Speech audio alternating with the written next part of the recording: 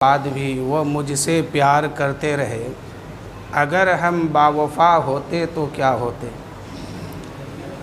ہماری اتنی بے وفائی کے بعد بھی وہ مجھ سے پیار کرتے رہے، اگر ہم باوفا ہوتے تو کیا ہوتے۔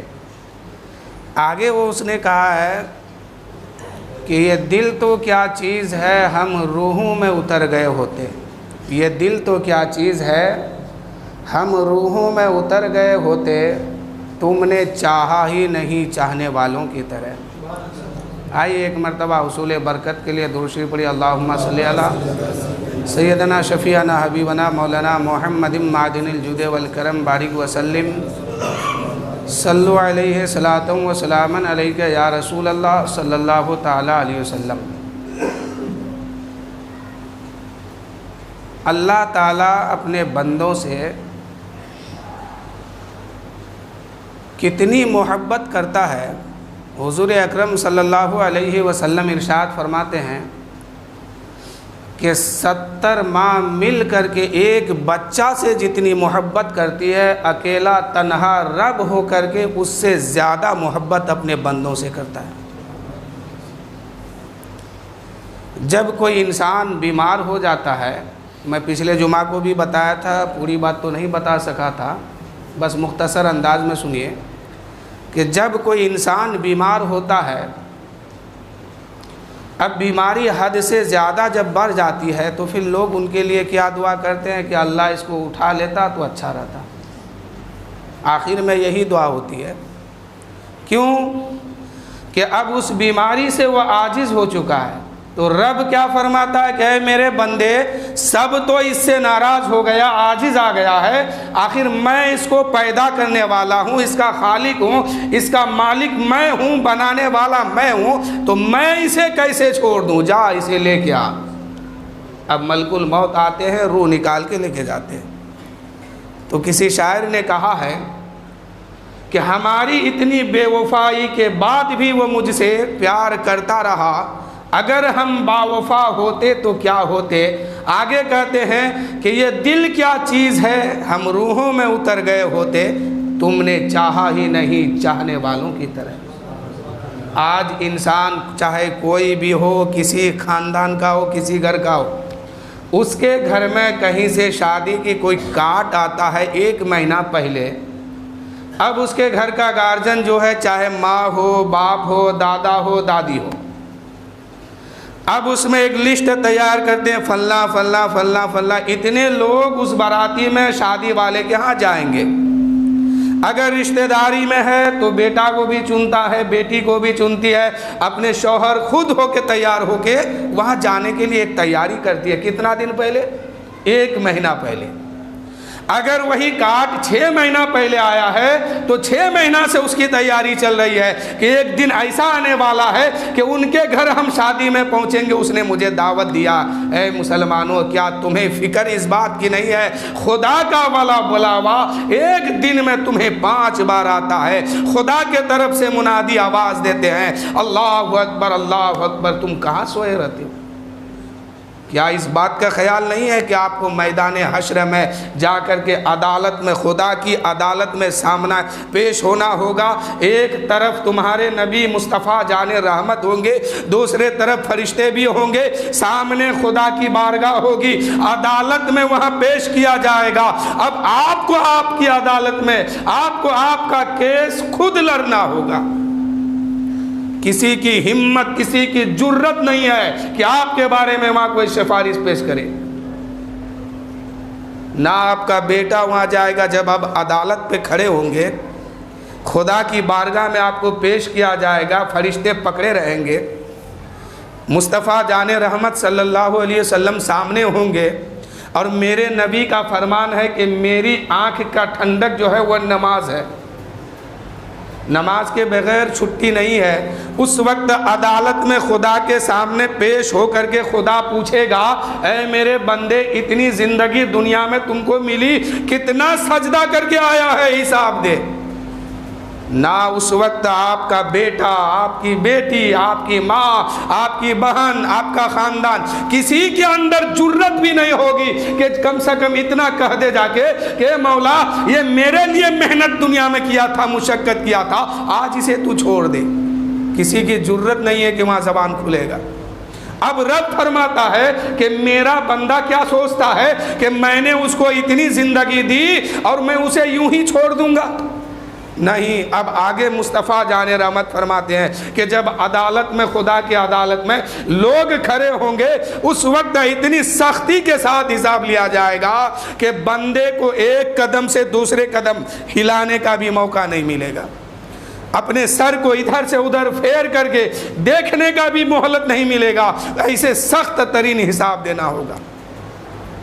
تو شاعر نے کہا ہے کہ ہمارے اتنی بے وفائی کے بعد بھی وہ مجھ سے پیار کرتے رہے، اگر ہم با وفا ہوتے تو کیا ہوتے؟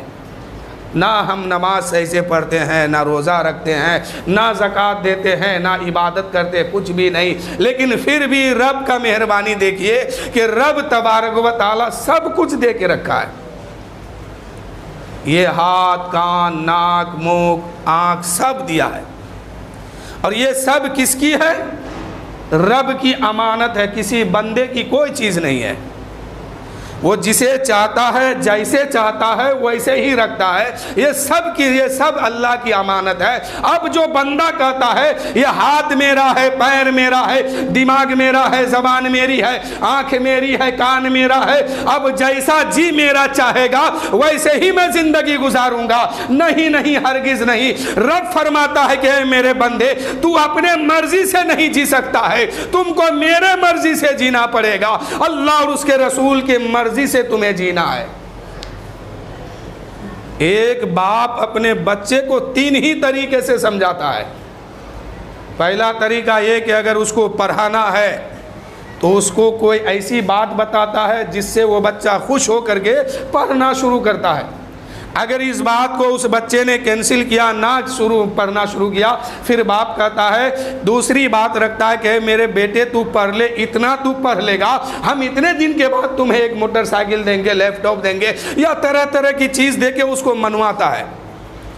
اس کے باوجود بھی اس کا بیٹا اگر نہیں مانتا تو پھر وہ باپ تیسرا طریقہ کیا اپناتا ہے؟ موٹا ڈنٹا اٹھاتا ہے اور اس بچے کا ہاتھ پیر توڑ کے گھر پہ بیٹھا دیتا ہے۔ یہی حال کالج اسکول کا بھی ہے، مدرسوں کا بھی ہے۔ بچہ پڑھنے جاتا ہے، اس کا اساتذہ، اس کا اسٹاف، پڑھانے والے مدرس پہلے بچے کو سمجھاتا، بیٹا تو اتنی محنت کر، اس کو یاد کر، کل تمہیں سنانا ہے۔ اب اگر بیٹا محنت کر لیا، بچہ محنت کر لیا تو پاس ہے، اگر نہ پڑھا تو پھر دوسرا طریقہ اپناتا ہے اور کہتا ہے کہ تو اگر نہیں پڑھے گا تو میں یہ سزا دوں گا۔ پھر اگر وہ نہیں پڑھتا ہے تو آخر میں وہ مدرس کیا کرتے ہیں؟ ہاتھ میں ڈنڈا لیتے ہیں اور بچے کو سمجھانا شروع کرتے ہیں، یا پھر اس کا نام کاٹ کے اس سے وہاں سے نکال دیتے ہیں۔ خدا نے بھی بندوں کو سمجھانے کے لیے ایسے ہی طریقہ اپنایا۔ پہلے بندوں کو بندوں کی مقصد سمجھایا کہ میرے بندے، ہم نے تمہیں دنیا میں جو بھیجا کس مقصد سے بھیجا؟ قرآن کہتا ہے وَمَا خَلَقْتُ الْجِنَّ وَالْإِنسَ إِلَّا لِيَعْبُدُونِ، اے انسان اور جنات، ہم نے تم کو صرف اور صرف اپنی عبادت کے لیے پیدا کیا۔ اب اگر بندہ عبادت کرتا ہے تو ٹھیک ہے، نہیں کرتا ہے تو رب فرماتا ہے اے میرے بندے تو عبادت کر، تیرے لیے میں نے جنت بنایا ہے۔ اب خدا لالچی دے رہا ہے بندوں کو کہ اے میرے بندے تو نماز پر اتنی رکعت پڑھے گا تو جنت میں یہ محل عطا کروں گا، اتنے دن روزہ رکھے گا جنت میں یہ تمہیں دوں گا، حج کرے گا جنت میں یہ انعام دوں گا، روزہ رکھے گا، صدقہ دے گا، فطرہ دے گا، زکوٰۃ دے گا، جنت میں یہ تمہیں دوں گا۔ اگر بندہ نہیں مانتا ہے تو رب فرماتا ہے اے میرے بندے میں نے جہنم کو بھی بنایا ہے۔ یہی 3 طریقے سے رب نے بھی سمجھایا ہے۔ کہ میرے بندے اب اگر نہیں سمجھا تو میں تیرے لیے جہنم کو بھی بنا کے رکھا ہے. وہ جہنم ایسی جگہ ہے کہ جہاں تمہیں ڈالا جائے گا تم جل کے گل کے ختم ہونے والے ہوگے. رب فرمائے گا اے بندہ پھر میں تمہیں دوبارہ کھال پہناؤں گا, پھر تمہیں اس میں جلاؤں گا, اس میں ڈباؤں گا, اس میں تڑپاؤں گا, تم رو گے, چلاؤ گے, آہا کرتے رہو گے, کوئی تمہاری آواز سننے والا نہیں ہوگا, کوئی تمہاری پکار سننے والا نہیں ہوگا. رب فرماتا ہے کہ میرے بندے مان لے تو بات کو میری. اب جنت ایسی حسین اور پیاری جگہ ہے کہ جو انسان ایک بار چلا جائے گا نا تو دوبارہ وہ نکلنے کا تمنا نہیں کرے گا. جنت میں جانا تو بہت دور کی بات, اگر جنت کی خوشبو اس کو مل جائے, اس کے ناک تک اس کی خوشبو اگر پہنچ جائے تو انسان سالوں سال اس میں مست رہے گا, سب چیز بھول جائے گا, اسی خوشبو میں وہ مست اور دیوانہ ہو جائے گا. جنت ایسی چیز کو کہتے ہیں. اور جنت میں سب سے آخر میں جانے والے انسان ہے. کون ہے؟ جو جہنم میں گیا, جلا, سڑا, گلا, مارا, پیٹا, سب کچھ ہوا اس میں, آخر میں سزا جب مکمل ہو گئی. رب فرماتا ہے فرشتے اسے جنت سے جہنم سے نکالو اور دھولو اس کو اور جنت میں لا کے ڈال دو. اب حدیث مصطفیٰ کی روشنی میں ایک جملہ سماعت کیجئے. آخر میں جنت میں جانے والے انسان کا پراپرٹی کیا ہے دنیا جنت میں؟ میرے نبی فرماتے ہیں سب سے آخر میں جہنم سے نکل کے جو جنت میں جائے گا اس کو یہ انعام دیا جائے گا کہ 72 عورتوں سے اس کو شادی کرایا جائے گا. 70 عورتیں جنت کی حوریں ہوگی. اس انسان کی جو سزا کاٹ کے آیا ہے, سزا پوری کر کے جنت میں جا رہا ہے, جاتے ہی جاتے میرے نبی فرماتے ہیں 70 حوریں اس کو جنت میں ملے گی اور ان سے شادی اور نکاح ہوگا. پھر میرے نبی فرماتے ہیں کہ 2 عورتیں دنیا کی بھی ہوگی. اب اس کی پراپرٹی کیا ہے؟ میرے نبی فرماتے جہاں تک اس کی آنکھ کی روشنی پہنچے گی وہاں تک کی ملکیت اس کے نام کی ہوگی. یہ ادنا درجے والے کا ہے. جو سب سے آخر میں جنت میں جائے گا اس کو یہ مقام عطا فرمائے گا. اور جو لوگ پہلے سے تیاری کیے تو ذرا سوچئے ان لوگوں کو کیا مقام عطا فرمایا جائے گا. شاعر کہتے ہیں کہ ہماری اتنی بے وفائی کے بعد بھی وہ مجھ سے پیار کرتے رہے. اگر ہم با وفا ہوتے تو کیا ہوتے, اگر ہم با وفا ہوتے تو کیا ہوتے. اور آگے کہتے ہیں یہ دل کیا چیز ہے ہم روحوں میں اتر گئے ہوتے, تم نے چاہا ہی نہیں چاہنے والوں کے طرح. اے میرے دوستو اگر آج بھی اپنے رب کو اپنی رب کی چاہت میں اپنے رب کو خوش کرنے کے لیے آپ اپنا سارا کام اپنے رب کی بارگاہ میں چھوڑ دیں گے انشاءاللہ ہر کام آپ کا آسان ہوتے جائے گا. رب فرماتا ہے وما خلقت الجن والانس الا لیعبدون, ہم نے انسان اور جنات کو صرف اور صرف اپنی عبادت کے لیے پیدا کیا. آج مؤذن اذان دیتے ہیں, ہر جگہ جگہ اذان ہوتی ہے, ہر محلے میں مسجد ہے. آپ دیکھتے نہیں ہے ایک ہفتہ نہیں گزرتا ہے کہ 5-10 جگہ کے لوگ آپ کے پاس چندہ کرنے کے لیے آتے ہیں. وہ چندہ کون سی چندہ ہے؟ مسجد کی تعمیر کے لیے آتے ہیں. لیکن میرے دوستو مسجد تو ہر جگہ جگہ بن چکی ہے لیکن نمازی کہیں نظر نہیں آتا ہے, نمازی دکھائی نہیں دیتے ہیں. رب فرماتا ہے کہ تم نے چاہا ہی نہیں مجھے, چاہنے والوں کی طرح بغیر چاہے ہوئے اتنا مل رہا ہے. ذرا تم چاہا کر کے دیکھو کہ رب کی محبت میں کیا مزہ ہے. میرے دوستو نماز پڑھا کیجئے. حضرت حبیب اجمی یہ بہت امیر شخص ہے عرب کے. جب اس نے مرید ہوا نا تو ان کے پیر و مرشد نے کہا کہ حبیب اعظمی بہت زندگی گزر گئی ایسے, اب اللہ اور اس کے رسول کی فرما برداری پر زندگی گزارو اور ان کو منانے کی تیاری کرو. اب دولت کو چھوڑو, کاروبار کو چھوڑو, اب جو ہے فقیری والی زندگی گزارو. اب کٹے گی زندگی فقیری والی, تم سولی کے اوپر چڑھ کے تو بیٹھو. اب حضرت حبیب اعظمی جو ہے اپنا کاروبار چھوڑ دیے ہیں, ہاتھ میں تسبیح لیے ہیں, پیر و مرشد نے تسبیح عطا کی, اس کے بعد اللہ اللہ کا ورد ملا ہے. اب یہ زبان سے اللہ اللہ کہتے ہیں. ایک دن گزرتا ہے، 2 دن گزرتا ہے، 3 دن گزرتا ہے، ان کی بیوی کہنے لگی ارے تمہیں کیا ہو گیا ہے؟ اب تک تو تم محلوں میں چکر لگایا کرتا تھا، بادشاہیت کی زندگی گزارتا تھا، اب تسبیح لے کے اللہ اللہ کرتا ہے، جا کہیں مزدوری کر کے آ، اب آج کے بعد سوکھی روٹی میں نہیں کھاؤں گا، مزدوری لے کر کے آ تاکہ کچھ اچھا کھانا ملے۔ اب حبیب اعظمی جو ہے ہاتھ میں مالا لیے ہیں کاٹ کا، اور جنگل کے طرف چلے جاتے ہیں، اور وہاں جا کے کہنے لگے اللہ اللہ اللہ، صبح سے شام ہو گئی ہے، اللہ اللہ کہہ رہے ہیں، واپس گھر آتے ہیں، بیوی بولی ہے مزدوری کر لیا، اس نے کہا ہاں مزدوری تو کر لیا ہے، اتنے میں بیوی بولی مزدوری لا تاکہ کچھ خریدا جائے۔ حضرت حبیب اعظمی نے کہا اے میری شریک حیات، میں نے مزدوری تو کی ہے، لیکن جب میں اپنی مزدوری لینے کے لیے گیا تھا تو وہ بڑا کریم ہے اور مجھے مانگنے میں شرم آئی، اس لیے میں مزدوری چھوڑ کر کے ہی آ گیا۔ ان کی بیوی بولی جاؤ دوسرا دن مانگ لینا۔ اب دوسرا دن پھر مالا لے کے نکلے ہیں، اتنے میں ایک شخص ہے حضرت بہقی رحمت اللہ علیہ ادھر سے گزر رہے تھے، راستے میں ایک آدمی تسبیح پڑھ رہا تھا، تو حضرت باقی رحمت اللہ علیہ جدھر سے گزرتے تھے ادھر کی ہر چیزیں بولنے لگتی تھی اس سے۔ اگر پیر کے طرف سے چل رہے ہیں پیر بول رہا، لکڑی ہے تو لکڑی بولنے لگے، تسبیح ہے ہاتھ میں کسی اور کے اور بولنے لگے ہیں ارے تو کیا کر رہا ہے، تو مجھے کیوں گن رہا ہے؟ تو حضرت باقی رحمت اللہ علیہ نے سن لیا اس آواز کو، اتنے میں گیا اور قریب گئے اور کہے کہ کیا ہوا تسبیح؟ کہا کہ یہ مجھے گن رہا ہے۔ کہا کہ تو کہنا کیا چاہتا ہے؟ تو وہ حضرت باقی رحمت اللہ علیہ سے وہ تسبیح کا دانہ کہنے لگا کہ یہ مجھے گن رہا ہے، مجھے پھیر رہا ہے، لیکن اپنا من کو نہیں پھیر رہا ہے۔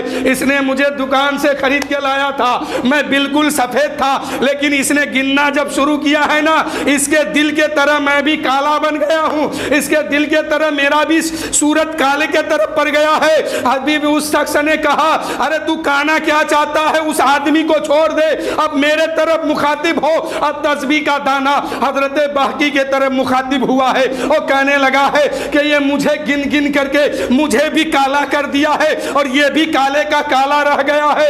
حضرت باقی کہنے لگے اب شعر بناتے ہیں، شعر کیا ہے کہ باقی کہتے ہیں، حضرت باقی کہتے ہیں کہ مالا کاٹ کا کہنے لگا کہ تو مجھے کیا گنتا ہے؟ ارے تو اپنے من کو پھیر دے، پھر میری طاقت دیکھ، ایک لمحہ نہیں گزرے گا میں تمہیں تمہارے رب سے بھی ملا دوں گا اور میں تمہیں تمہارے محبوب سے بھی ملا دوں گا، ایک لمحہ گزرنے نہیں دوں گا۔ حضرت باقی جو ہے شعر بنانا شروع کیا، نعت لکھنا شروع کیا، قطع اور شعر بناتے ہیں اور کہتے ہیں کہ دانا مالا کہے کاٹ کا تو مجھے کیا پھیرے گا؟ اپنے من کو تو ایک بار پھیر دے، اپنے دل کو تو ایک بار پھیر دے، پھر تو میری طاقت دیکھنا، میری پاور دیکھنا، میرا اختیار دیکھنا، لمحہ نہیں گزرے گا کہ میں تمہیں محبوب سے ملا دوں گا، تمہیں رب سے بھی ملا دوں گا۔ تو میرے دوستو آج آپ بھی تسبیح پڑھتے ہیں، ہم بھی تسبیح پڑھتے ہیں، سارے لوگ تسبیح میں زندگی گزارتے ہیں، کوئی اللہ اللہ کرتے ہیں، کوئی لا الہ الا اللہ کرتے ہیں، یعنی جس کو جو وظائف سمجھ میں آتا ہے وہی کرتے ہیں، کر کر کے ہزاروں لاکھوں بار اس دانے کو پھیر دیے ہیں۔ اب تسبیح کہتی ہے کہ اس نے پھیر پھیر کے مجھے کالا کر دیا، لیکن اپنا دل کو نہیں بدلتا ہے، اپنا من کو نہیں پھیرتا ہے۔ تو میرے دوستو تسبیح گننے سے پہلے اس بات کی ضرورت ہے کہ جس دانے کو آپ پھیرتے ہیں اس دانے کو پھیرنے سے پہلے اپنے دل کو بھی پھیر دیجئے، اپنے من کو بھی پھیر دیجئے۔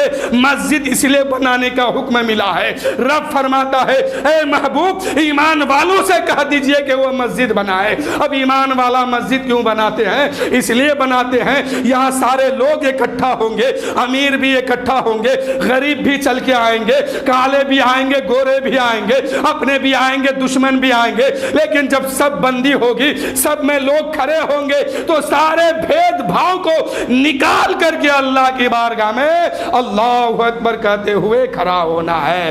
اس لیے تو تسبیح کا دانہ کہتا ہے تو مجھے کیا پھیرتا ہے؟ میرے پھیرنے سے پہلے تو اپنا من کو تو پھیر دے، اپنا دل کو تو پھیر دے۔ آج مسلمان کامیاب کیوں نہیں ہے؟ لاکھوں بار تسبیح پڑھ دیتے ہیں لیکن زبان سے کچھ کہتا ہوتا کچھ اور ہے، جو چاہتا وہ نہیں ہوتا۔ کیوں کہ من کو دھویا، تن کو دھویا ہے، من کو دھویا ہی نہیں۔ ایسا گنگا نہانے سے کیا فائدہ ہے؟ ایک بار نہیں کروڑوں بار آپ گنگا اسنان کر لیجئے، اگر دل کو نہیں دھویا ہے، من کو نہیں دھویا ہے تو تن کو دھونے سے کوئی فائدہ نہیں ہے۔ تو میرے دوستو شاعر نے ایک نقشہ اور کھینچا ہے کہ من تن کو دھویا ہے، تن کو دھویا ہے، من کو دھویا ہی نہیں۔ ایسا گنگا نہانے سے کیا فائدہ؟ حبیب اعظمی پھر اللہ اللہ دن بھر کرتے ہیں۔ اب دوسرا دن گزرتا ہے، شام کو گھر آتے ہیں، بی بی پوچھتی ہے مزدوری لے کے آ، اگر تو مزدوری نہیں لائے گا میں کھاؤں گی کیا؟ سبزی کیا بنے گی؟ روٹی کیسے بنے گی؟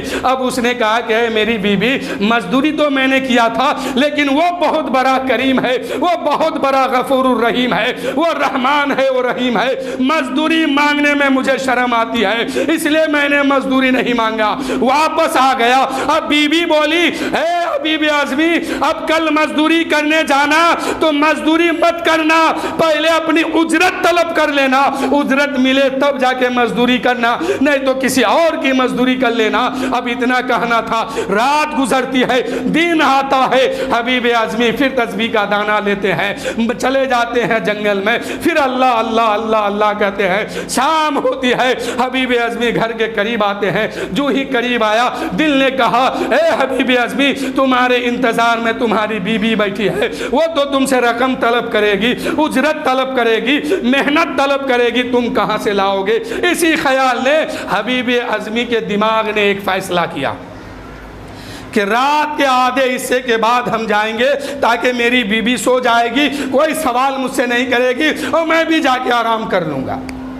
حبیب اعظمی گھر کے قریب گئے، آدھی رات گزر گئی، اب سوچا کہ دیوال پھان کر کے اندر جاؤں گا اور میں بھی آرام سے سو جاؤں گا۔ جو ہی قریب گئے ہیں تو کیا دیکھتے ہیں کہ گھر کے اندر ایک روشنی پھوٹ رہی ہے، کچھ مہک آ رہی ہے کھانے کی، یعنی کھانا بن رہا ہے۔ ایسا لگتا ہے جب حبیب اعظمی کو اس بات کی یقین ہو گئی کہ میرے گھر میں چولہا جل رہا ہے، اب حبیب اعظمی جو ہے دیوال نہیں پھانتا ہے، اب ڈائریکٹ دستک دیتا ہے دروازے پر، اب دروازہ اندر سے کھلتا ہے۔ کیا دیکھتے ہیں؟ وہی بی بی جو اجرت طلب کرتی تھی آج نئے کپڑے پہن کے بیٹھی ہے، نئے کپڑے پہ ملبوس ہے، اور قریب جاتے ہیں کیا دیکھتے ہیں؟ چولہا بھی جل رہا ہے، کھانا بھی بن رہا ہے۔ حبیب اعظمی نے کہا بی بی ماجرا کیا ہے؟ ان کی بی بی کو کہنے لگی اے میرے سرتاج آپ کس کے ہاں محنت کرتے ہیں، کس کے ہاں مزدوری کرتے ہیں؟ تو کہتا تھا کہ وہ کریم ہے، واقعی وہ کریم ہے، آپ نہیں آئے ہیں، آپ کے آنے سے پہلے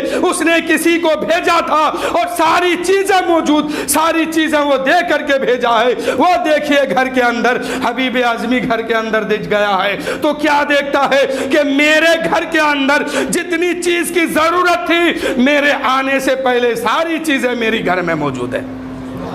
حبیب اعظمی نے کہا بی بی یہ کیسے ہوا؟ کہا کہ تم کہتے تھے نا کہ بہت بڑا کریم، بہت بڑا کریم کے ہاں میں کام کرتا ہوں اور وہ اجرت لینے میں مجھے شرم آتی ہے، تو واقعی وہ کریم ہے۔ تمہارے آنے سے پہلے اس نے ایک شخص کو بھیجا تھا اور یہ ساری چیزیں دے کر کے بھیجا اور ایک پیغام بھی بھیجا ہے۔ وہ پیغام یہ ہے، وہ پیغام یہ ہے کہ ان کا یہ کہنا ہے کہ حبیب اعظمی کی بی بی تم حبیب اعظمی سے کہہ دینا کہ وہ اپنا کام کرتے رہے، کام میں کمی نہ ہونے پائے، ہم اجرت میں کمی نہیں کریں گے۔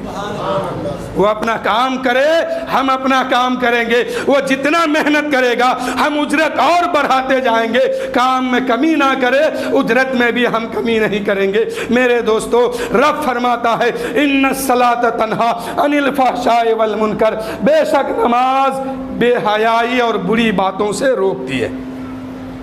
اب اگر کوئی نہیں رک رہا ہے تو کسی استاد سے کسی نے پوچھا تھا کہ حضرت یہ بتائیے کہ اس آیت کا مطلب کیا ہے؟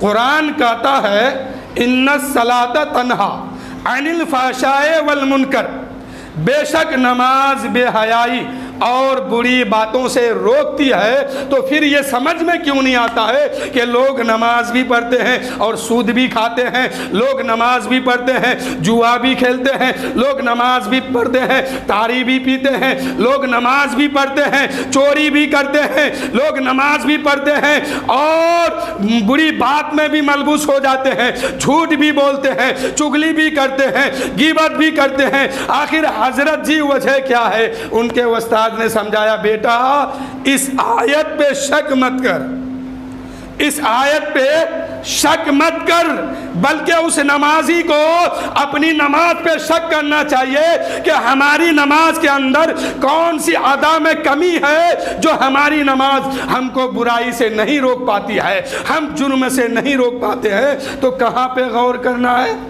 जो सजदा आपने किया है, रुकू आपने किया है, कौमा आपने किया है, जलसा आपने किया है, नमाज आपने पढ़ा है, चाहे वो 4 रकात की हो, 2 रकात की हो, उसमें आप शक कीजिए, गौर कीजिए कि हमने जिसको अदा किया है कहीं इसमें कोई कमी तो नहीं है, कहीं इसमें कोई कोताही तो नहीं है, कहीं इसमें कोई लग्जिश तो नहीं है जिसकी वजह से हमारी नमाज हमको बुराई से नहीं रोक पाती है, हमारी नमाज हमको खराब कामों से नहीं रोक पाती है। मेरे दोस्तों, आज आप देखते होंगे हर मस्जिद का यही हाल है। दुनिया में जो भी मस्जिद में आप जाएंगे, हर मस्जिद में यही देखेंगे, लोग जमात से नमाज पढ़ते हैं और सुन्नत पढ़ के बैठते हैं। अब इसकी बुराई उसके पास, उसकी बुराई इसके पास, उसकी गीबत उसके पास, उगली उसकी चुगली इसके पास। आखिर वजह क्या है कि अभी तो इसने नमाज पढ़ा था, अभी तो जमात में था, अभी जमात खत्म होने के बाद मस्जिद से बाहर भी नहीं निकला है, मस्जिद में बैठे बैठे चुगली कर रहा है, मस्जिद से बैठे बैठे, मस्जिद के अंदर बैठे बैठे लोगों की बुराई कर रहा है, बेहयाई कर रहा है। आखिर वजह क्या है? तो वजह यही है कि उसने जो 4 रकात नमाज पढ़ी है ना कहीं ना कहीं किसी ना किसी जगह उसी में कमी है। आज लोग 60 साल, 70 साल, 80 साल जिंदगी पाते हैं और नमाज में गुजार देते हैं, और हाल ये देखिए कि नमाज पढ़ के मस्जिद से बाहर निकलता है और बुराई शुरू। तो हकीकत में क्या है कि आपने 70 साल जो नमाज पढ़ी है ना,